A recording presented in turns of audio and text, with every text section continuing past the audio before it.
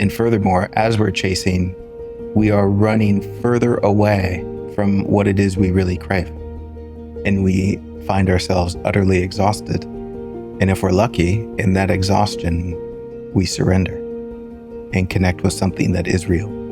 And of course, to connect with something that is real, you have to get real about what's going on inside of you, which is the thing you're probably running away from. Welcome to the club.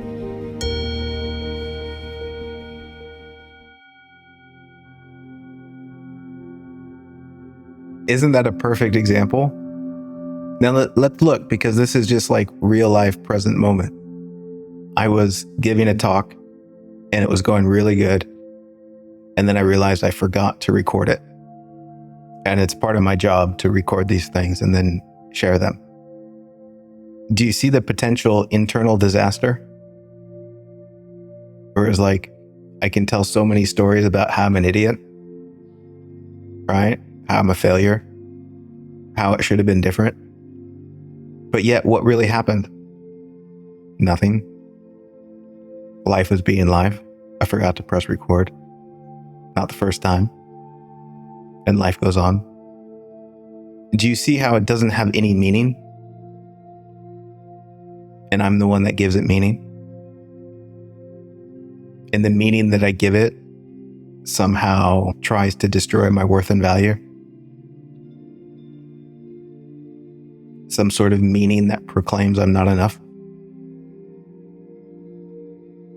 And yet the whole time, nothing really happened. Whether it's small things or large things, it's the same mechanism that's happening. Because if I did forget to press record, it doesn't inherently mean anything about me. But yet, if I experience emotional pain, I'm proclaiming that it means something about me. And it doesn't.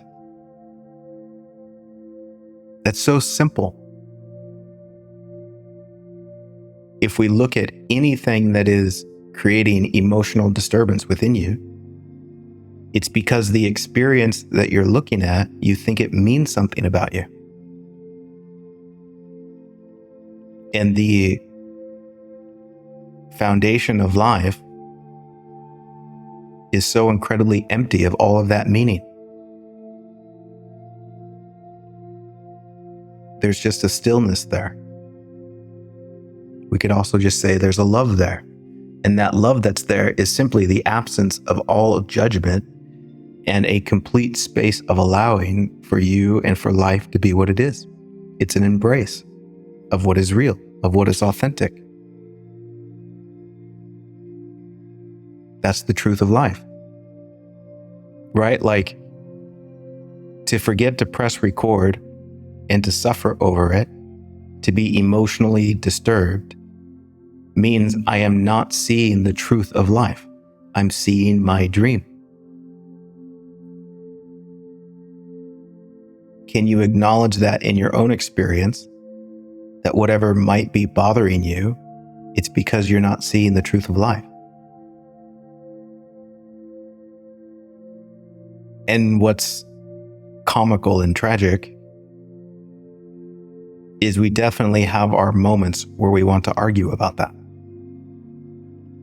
And we're not available to see the truth of life. We are so wrapped up in our egos that we will fight life for the way we think it should have been, which is, I should have pressed record on time. And now I wouldn't have this video recording that just starts in the middle of a talk and people watch it and they wonder, wait, what's going on here? But it's funny. It can be seen as funny, put it that way, or it can be seen as a disaster. And for me, my goodness, and this is kind of the point that I was going to make eventually, which is the same point that I'm always making. All of these qualities that we fundamentally crave, the things you listed out in the chat, forgiveness, compassion, love, peace, freedom, These are all words that we use to describe something that's indescribable as it relates to what we soulfully crave.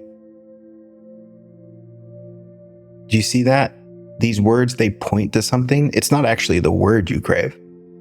It's pointing to something. And what it's pointing to is what is real and true. What you're craving is the truth.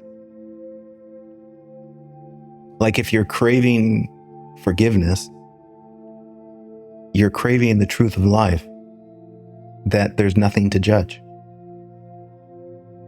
that love can flow freely.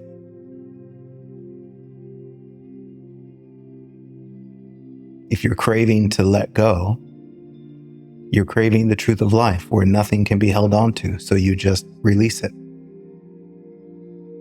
You don't have to be burdened by it.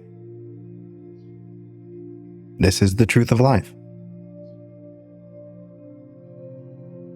If you're craving love, we can say you're craving a space where there's no more judgment. That's the truth of life. And this is what I find extraordinary about the human experience is whatever it is we think we're craving, whatever it is we think we want, underneath all of those stories and those words we use, what we really are seeking is the truth of life or God, depending on your conditioning and what words you want to use. For me, this is opening. It's humbling. It's such a beautiful reminder that no matter how lost I get in this human play, what I'm really looking for is to rest in the heart of God. And no matter how confused I get, no matter how much I think something other than that, there's a part of me that knows that's really what I'm looking for. And the reason why part of me knows that is because I played the game of thinking it was something else, only to find myself coming back to this discovery. It's like realizing in all of the exploration in the world, realizing that everything I'm chasing isn't really there. It's an illusion, which is also to say it's playful. To call it an illusion doesn't mean it's bad. It just means it's not really there.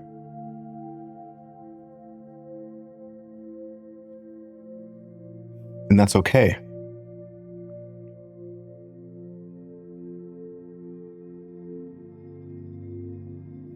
And the pathway towards opening up to this sort of sacred space requires the letting go of what I think I want. And that can be challenging, especially when you're convinced that you want it. And that can be wanting somebody else to apologize. It could be wanting a promotion. It could be wanting somebody else to love you. And I'm just going to speak in, let's say, a religious context, just to help illustrate a point, but also not promoting any sort of tradition. But hopefully you get the context. It's like if you put anything before your relationship with God, you'll suffer. If you want anything more than you want God, you'll suffer. And that's just another way of saying, if you put anything before the truth of life, you'll suffer. And it might also be wise to mention that everything we think we want is to want an idea. Furthermore, it's to want an idea about yourself that somehow makes you better than other people. Do you notice that if you write a list of things down that you want in the world, like anxiously want, Do you see that you create an image of it? And you want that image. Do you see that you are trusting in that image to make you whole and complete? It's the classic if only. If only I had XYZ, then I could be whole and complete. But do you see that this XYZ is an image? You're wanting an image that comes from your mind, but the disaster is that it's just an image, meaning it's not real. This is why we can chase things all over the earth, and then no matter if you seemingly capture them, you find out it's not what you thought it was. No matter if you get what you want, it's ultimately fleeting and doesn't sustain, and that's because it's not real.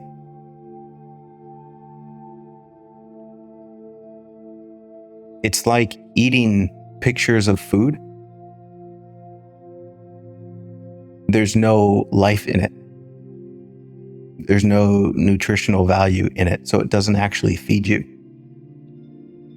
And my goodness, there's so many examples of this where we are just chasing and chasing and chasing, but yet we're still starving and starving and starving. And furthermore, as we're chasing, we are running further away from what it is we really crave. And we find ourselves utterly exhausted. And if we're lucky, in that exhaustion, we surrender and connect with something that is real. And of course, to connect with something that is real, you have to get real about what's going on inside of you, which is the thing you're probably running away from. Welcome to the club. Again, it can be playful. Don't use this as another excuse to judge yourself. See if you can find some humor in it all. And as I'm talking to you, I'm just talking about my own experience. So I know these things intimately. I don't know them because I'm more evolved than you. I know them because I do them. And I'm just sharing them with you.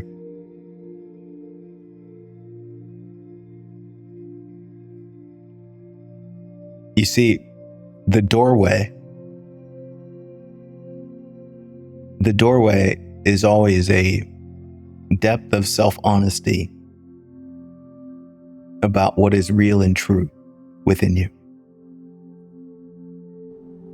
Remember, right? We're trying to find our way back to the truth of life.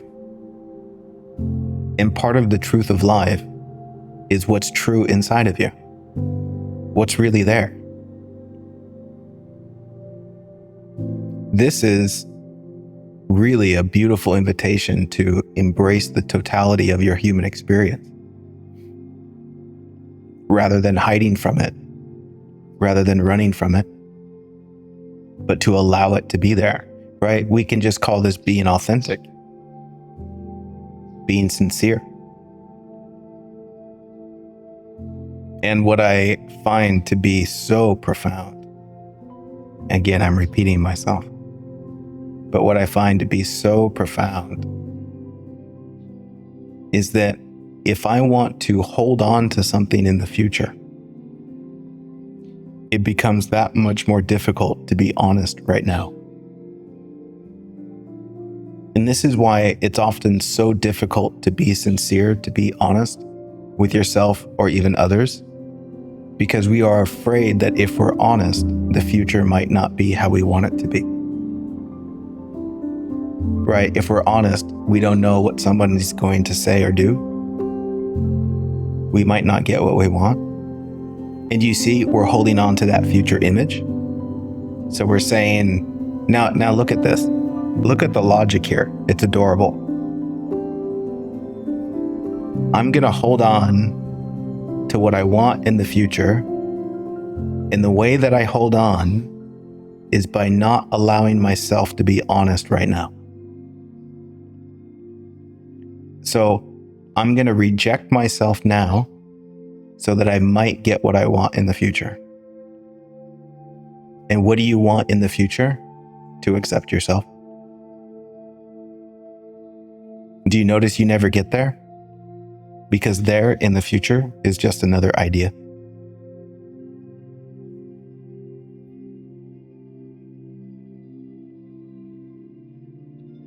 We say, if only I could make life how I want it to be, then I can relax and be free. Not realizing that according to the truth of life, you have permission to relax and be free right now, which is just another way of saying you have permission to be human.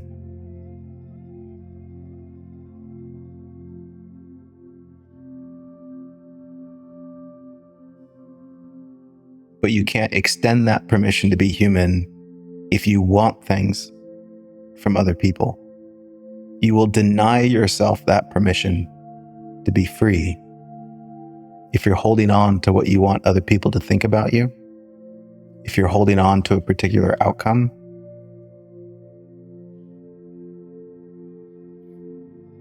And again, this is just an invitation to see. It's not a demand that you do anything. Just see that the thing that you crave so much is available to you, but you don't allow yourself to go there because you're afraid of losing what you're holding on to. And that's fine. But how's it going? And what are we even holding on to? And I'll tell you, in my own words, and this is just one way of describing it, we are holding on to the ways in which we want other people to perceive us.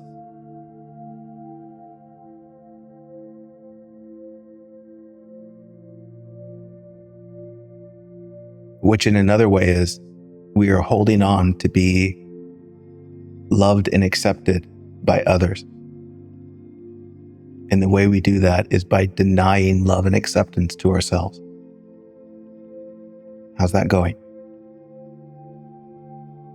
You see, the one thing that you want most, you're trying to get it from others.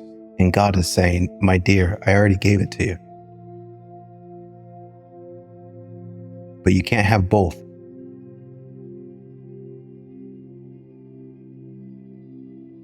You can't hold on to making sure people perceive you a certain way and be honest.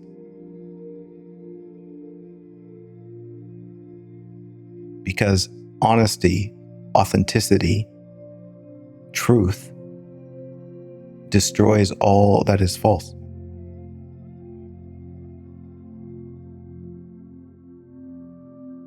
You can't have both.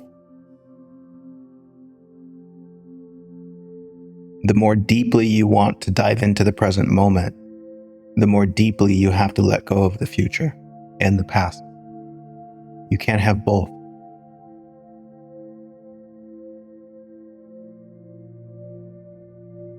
This is why I love the invitation to just give it all to God.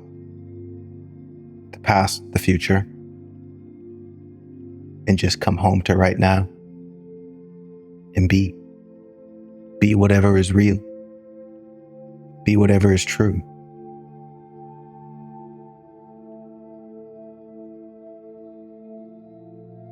Allow yourself to breathe. Allow yourself to be human.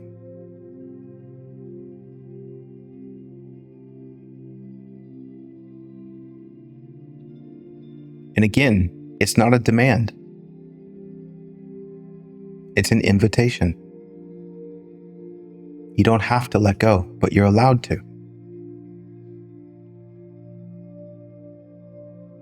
You don't have to love, but you're allowed to.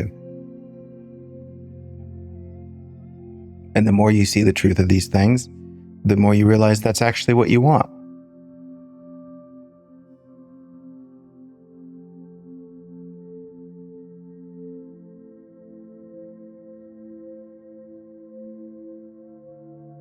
Why is it so difficult to come to grips with this?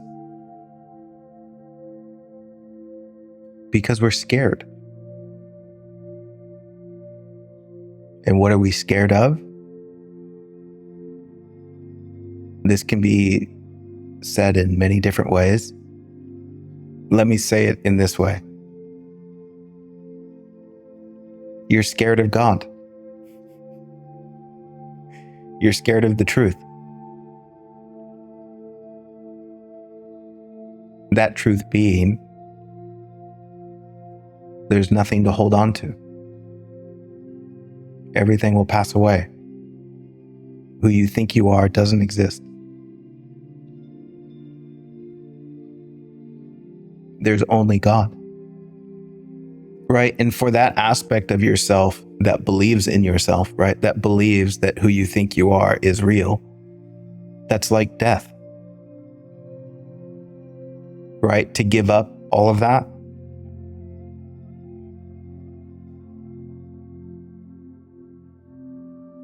That's like death. And so there's a very sweet invitation to allow what is not real to die. Not that it actually dies, but to let it be what it is, which is just an illusion.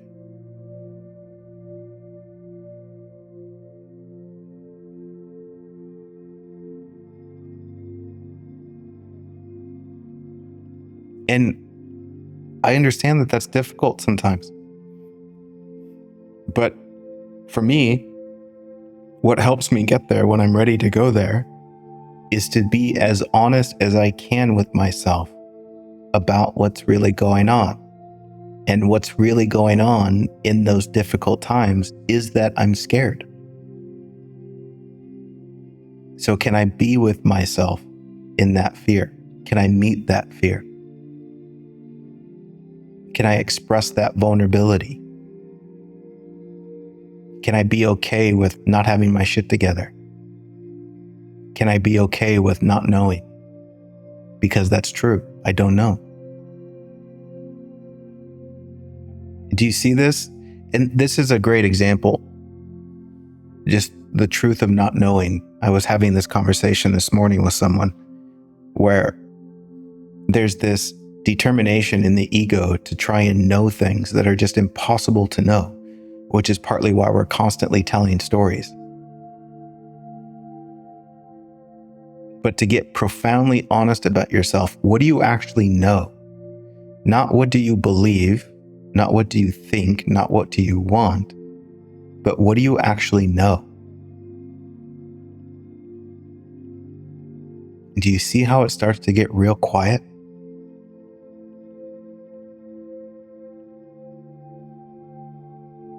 Especially in contrast to everything you think you know. And can you see, once again, that all of your human sufferings are based on thinking you know something that you don't really know? And again, this is our effort to avoid our fear of the unknown, which is the truth. We try and compensate that fear by proclaiming we know things that we don't know, which ultimately just turn into judgments.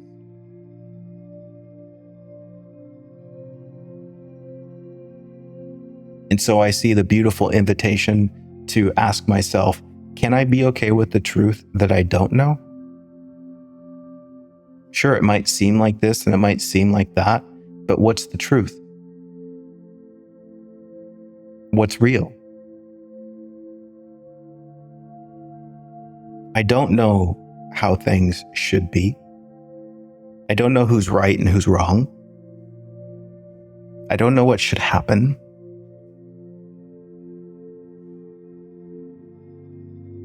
And this presents such a profound space of openness. I guess once you get over the fear of it, because it's just the truth, it's unavoidable. At first, when you start to realize this, it can be terrifying. But when you see it's always been that way, I've only been pretending to know.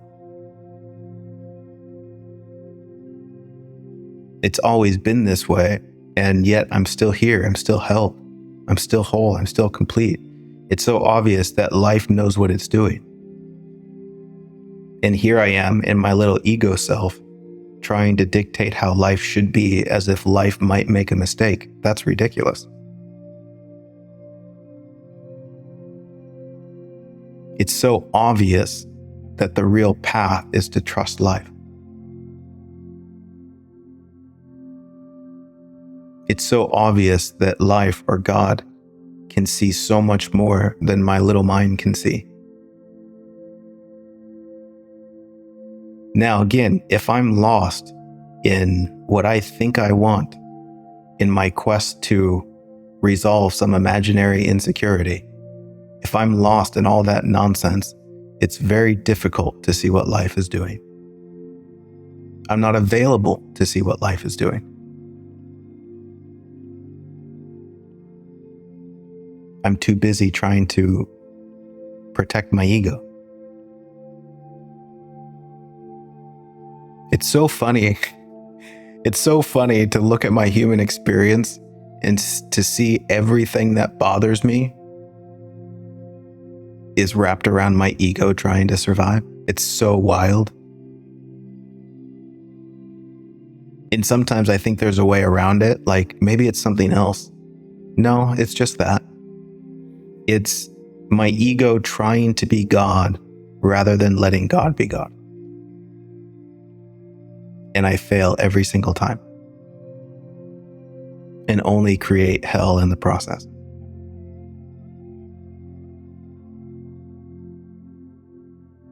Nancy, I see your question there. By God, do I mean our divine self or question mark? These are all just silly words. So what do I really mean? I love you. That's what I really mean. These words are impossible, right? I say God and some person's heart melts into a beautiful space of love.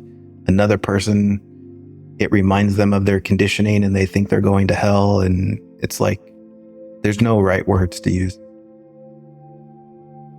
So all I can do is just, speak freely from my own heart and hope that you feel me more than trying to ascertain if I'm using the right words or not.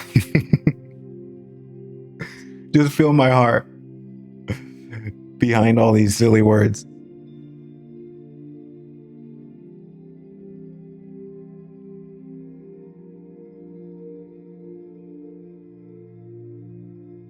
We're in this together. We are so in this together in the way that we are all having the same experience. We're just telling a different story about it.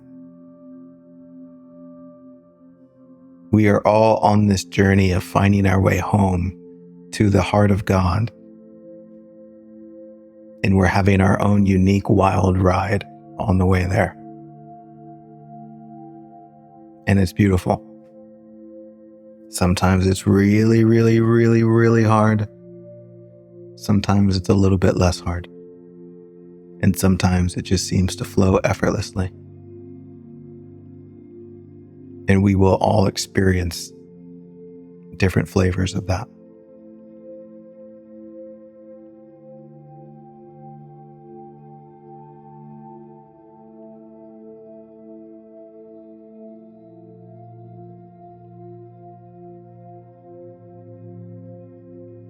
Let me say it like this to repeat myself once more. As we've explored, there's something in you that deeply craves an expression that we will call more love, compassion, and freedom. And all of these things are experienced because you see them. You see that they are already done. You see that they are already there. Does this make sense? We are craving the truth of life, which is to crave what already is. And life is 100% in support of you seeing those things. So life says, my dear, I'm going to show you where you don't see those things so that you can see them. And on the surface, that's going to look like life is giving you the opposite of what you want, so that you can see that it is what you want, so that you can see more clearly.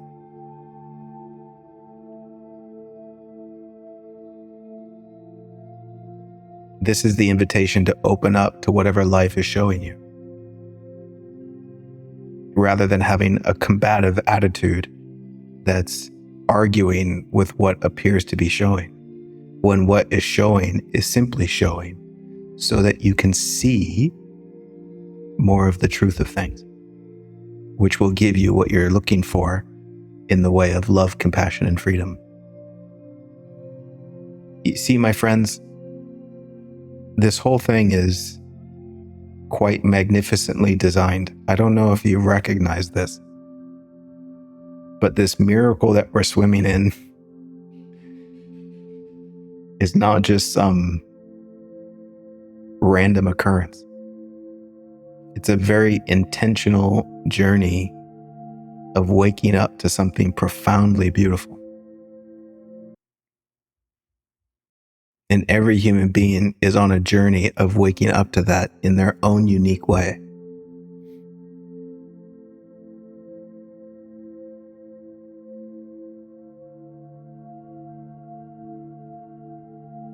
And it can't go wrong. It cannot go wrong. But we can see it as going wrong.